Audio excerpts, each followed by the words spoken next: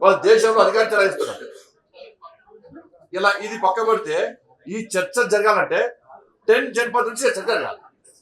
రేవంత్ రెడ్డి గారు స్పష్టం చేయాలి. మీ ఆది నాయకుడు రాహుల్ గాంధీ గారు ఏ కులానికి సంబంధించిన వ్యక్తి, ఏ మతానికి సంబంధించిన వ్యక్తి, ఏ దేశానికి సంబంధించిన వ్యక్తి, ఆయన బీసీయా, ఎస్సీయా, ఎస్టీయా, ఫార్వర్డ్ క్యాస్టా స్పష్టం చేయండి. వాళ్ళ నాన్న ఫిరోజ్ ఖాన్ గాంధీ, వాళ్ళ తాత రాహుల్ గాంధీ గారి తాత ఫిరోజ్ ఖాన్ గాంధీ, వాళ్ళ అమ్మ ఆయన ముస్లిం, వాళ్ళ అమ్మ సోనియా గాంధీ క్రైస్తవురాలు, దాంతోపాటు ఇటలీ దేశస్తురాలు. మరి రాహుల్ గాంధీ మీద చర్చ జరగాలి. మీరు రాహుల్ గాంధీ గారిని మీ నాయకుడిగా బీసీ అనుకుంటు బీసీ నాయకుడు అని మీరు ప్రోత్సహిస్తురా, లేకపోతే ముస్లిం అని ప్రోత్సహిస్తురా, క్రిస్టియన్ అని ప్రోత్సహిస్తురా, లేకపోతే వేరే దేశస్తులను ప్రోత్సహిస్తురా? ఏ దేశస్తుడు, ఏ మతం, ఏ కులం? కులం లేదు అనకు, మతం లేదు, ఓ జాతి లేదు, ఒక దేశం లేదు. చర్చ జరగాలి, దాని మీద చర్చ జరగాలి. నరేంద్ర మోడీ గారిని బీసీగా ఈ దేశం గుర్తించింది. ఈ దేశంలోని బీసీలు అందరూ గుర్తించారు. అగ్రవర్ణాలు పేదలు కూడా ఎస్ ఈయన బీసీ వెనుకబడిన వర్గాలకు సంబంధించిన వ్యక్తి కాబట్టి మా అగ్రవర్ణాల్లో పేదలను గుర్తిస్తుడు, పేదోడు కాబట్టి అని గుర్తించింది కాబట్టి దేశ ప్రధాని ఈ దేశంలో మూడోసారి భారతీయ జనతా పార్టీ అధికారంలోకి వచ్చింది. ముచ్చటగా మూడోసారి. మరి రాహుల్ గాంధీ కుటుంబం గురించి చర్చ జరగాలి. దానికి రేవంత్ రెడ్డి గారు ఏమని సమాధానం ఇస్తారు?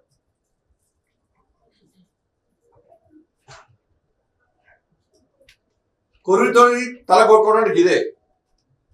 మీరు 6 గ్యారెంటీల గురించి మాట్లాడుంది అంటే నేను మళ్ళీ చెప్తున్నా, మరి దీని మీద ఎమ్మెల్సీ ఎన్నికలు జరుగుతున్నాయి, 3 ఎమ్మెల్సీ ఎన్నికలు జరుగుతున్నాయి. ఇదే రెఫరెండంగా రేవంత్ రెడ్డి గారు సిద్ధమా ఎన్నికలు పోటీ చేయడానికి?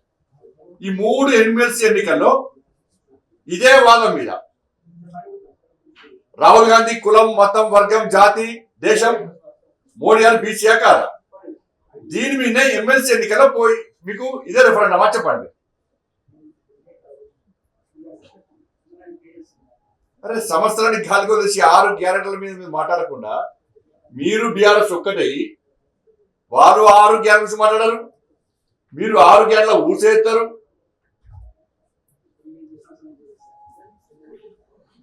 ఎమ్మెల్సీ ఎన్నికల్లో రాజకీయ లబ్ధి పొందడానికి, ప్రజల దృష్టి మళ్లించడానికి 7వ ఎమ్మెల్సీ ఎన్నికల ప్రచారంగా సందర్భంగా చర్చ అదే 6 గ్యారెంటీలు. ఇలా ఉద్యోగస్తులు అంటున్నారు ఇవాళ మా పిఆర్సీ ఏది, మాకు 5 డిఏలు ఏవి, మాకు ప్రమోషన్లు ఏవి, 317 జీవో మొత్తం చెత్తపుట్ట పడేస్తాడు. ఇదే రేవంత్ రెడ్డి గారు అప్పుడు అన్నారు. ఒకటే సెలవుడిచ్చి అంత కొట్టాలి. ఎక్కడ రేవంత్ రెడ్డి గారు కొట్టాలి, కాంగ్రెస్ పార్టీ కొట్టాలి. 317 జీవోకు వ్యతిరేకంగా కొట్టాలి మేము, జైలు పోయింది మేము, లాఠీ దెబ్బతిన్నది మేము. వాళ్ళు ఉద్యోగస్తులు అడుగుతున్నారు ఇవాళ, సమాధానం చెప్పండి దానికి. బీఆర్ఎస్ పార్టీ హయాంలో ఫస్ట్ నాడు జీతాలు వచ్చినాయంటే కేవలం భారతీయ జనతా పార్టీ ఆందోళన చేయడం వల్లనే. నేను మా పార్టీ స్టేట్మెంట్ ఇస్తే తప్ప కేసీఆర్ ఫస్ట్ నాడు జీతాలు లేకపోదు.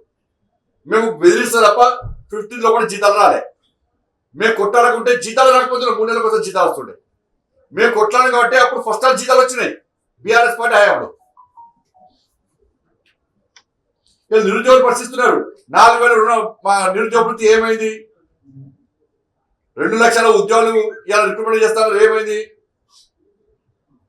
20,000కు మాత్రమే నోటిఫికేషన్ ఇచ్చి 50,000 ఉద్యోగాలు ఇస్తున్నారు. ఎక్కడ ఉద్యోగాలు ఇచ్చిన జాబితా విడుదల చేయమంటున్నారు వాళ్ళు ఇవాళ. కానీ నిరుద్యోగం మార్చి చేసి కొట్టాలి మేము, నిరుద్యోగులకు అండగా ఉండేది మేము. ఈ దేశంలో సంవత్సర కాలంలో 10 లక్షల మందికి ప్రధానమంత్రి రోజ్గార్ మేళా పేరుతోని కేంద్ర ప్రభుత్వం ఉద్యోగాలు ఇస్తామని చెప్పి నరేంద్ర మోడీ మాట ఇచ్చిన తర్వాత ఎక్కడ పైరవి లేకుండా, ఎక్కడ పేపర్ లీకేజ్ లేకుండా, ఎక్కడ దొంగ నోటిఫికేషన్ లేకుండా 9,25,000 మందికి సంవత్సరం లోపల కేంద్ర ప్రభుత్వం ఉద్యోగాలు ఇచ్చిన ఘనత నరేంద్ర మోడీ ప్రభుత్వం. వీటి మీద చర్చ జరుగుతుంది వాళ్ళ ఎమ్మెల్సీ ఎన్నికల సందర్భంగా. ఈ చర్చను పక్క పెట్టి కొత్త చర్చ తీసుకొచ్చారు. సరే అదే చర్చ మీద మీరు సిద్ధమా ఎన్నికలు పోటీ చేయడానికి? అరే బీసీ కులగణన అంటారు. కేసీఆర్ సర్కార్లో 50% అదే తక్కువ. ఇప్పుడు మీ సర్కార్లో 46% పెట్టి 10% ముస్లింలు కలుపుతారు మళ్ళీ. ఇప్పుడు బీసీలో చేసే పుట్ట కొడతారు మీరు.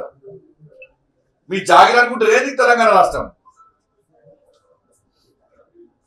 ఎవరి జాతీయంగా చర్చ జరగాలి. ఎట్లా ఒప్పుకుంటాం బీసీలను ముస్లింలను? మీరు కేంద్రానికి మీరు పంపిన మీరు ఎదుర్కొంటున్నారు. కేంద్రం మీద నెట్టి బీసీలను మొత్తం మభ పెడదాం, వాళ్ళని రెచ్చగొడదాం. కేంద్రం మీద నేను బీసీలు అందరూ క్లియర్, మేము క్లారిటీ కూడా క్లియర్ ఉన్నాం. మేము 10% ఉన్నటువంటి ముస్లింలను బీసీలో కలిపితే కేంద్రము అస్సలే ఒప్పుకోదు. అప్పుడు ఒప్పుకోలే, ఇప్పుడు ఒప్పుకో. మేము మతపరమైనటువంటి రిజర్వేషన్లు మేము వ్యతిరేకిస్తాము. మత ప్రాతిపదికన కుళ్ళ చెప్తున్నాను, 80% వ్యతిరేకిస్తాం. అది తెలిసి కూడా మన కేంద్రాన్ని ఒప్పిస్తాం, ఓటు గారికి వస్తాం. తీసేయండి మీరు 10% ముస్లిం తీసేసి ఒకటి జాబు పంపండి. చలో మేము ఒప్పిస్తాం.